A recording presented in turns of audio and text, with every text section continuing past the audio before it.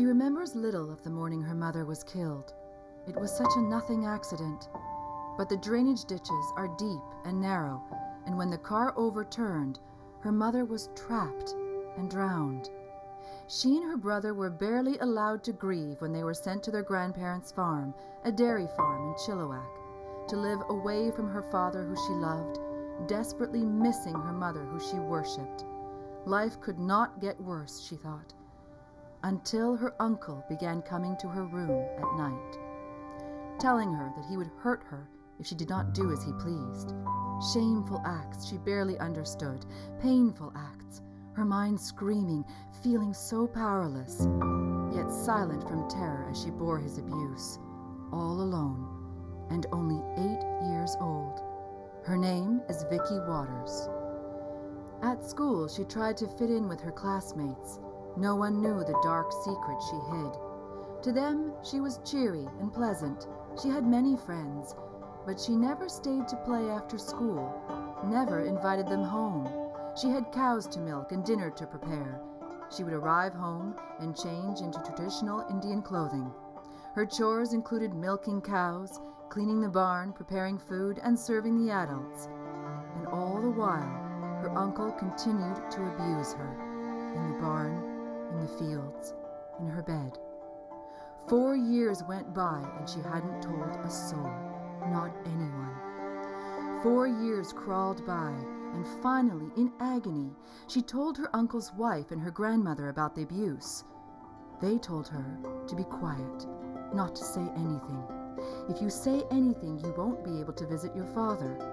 Visits to her father were the one bright spot in the darkness of her life. So she stayed silent. Even when they took her to a doctor to be examined, Vicky does not know the results of the doctor's examination. They didn't share that with her. They also didn't share the fact that they had the doctor insert an IUD contraceptive device without her knowledge. She was 12 years old. When Vicky tells the story of her childhood, she cannot stop the tears. Not for the physical pain and humiliation, although the scars are still there. She cries because she felt so alone, so abandoned, as though she just didn't matter. We were little tiny kids. We didn't have a mom. You aren't supposed to do those things. As she said this to us, she asked us to stop filming. She was crying too hard. 32 years gone by, and still that little girl, still powerless, still in unimaginable pain. She left home at 18 and never sought nor received any counseling for the abuse. Years spent in promiscuous behavior, years spent trying to find the love she was denied as a child. And then one day, a tall, kind stranger asked her name. And since that day, Vicky has loved Rod and no other man. 2 beautiful children and a magical house on the lake in the interior of British Columbia. A wonderful life. Except for the nightmares and flashbacks. Except for impossibly low self-esteem. Except for depression that would sneak in like thick fog off the lake. She knew she had to make a change, but could she find the strength? She once had the strength to endure the pain, but now she had to find the strength to endure the publicity, because Vicky knew she had to find justice and bring her aunt and uncle to court. In 2007, Vicky Waters sued her aunt and uncle for the abuse she had endured as a child. The case was explicit and agonizing.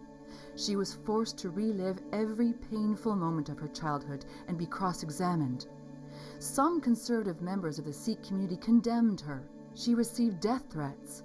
But in the end, she prevailed and won a significant financial judgment. Better than that, after so many years, the voice of that 8-year-old girl with the long braids and soft, dark eyes was finally heard. Today, Vicky is an advocate for women who have been sexually abused. She reaches out to those in need and provides support and a shoulder to cry on. She knows their pain, understands their suffering like no one else can. In spite of the threats against her, she agreed to speak during a forum called South Asian Women on Violence. After she told her story, she received a standing ovation. She lives in fear because she has torn open the curtains of ignorance on a subject too many would like to remain hidden. But she will not stay silent, not while one child is in danger of suffering as she once suffered. As she sees it, secrets can only be secrets if no one speaks out. So Vicky is speaking out.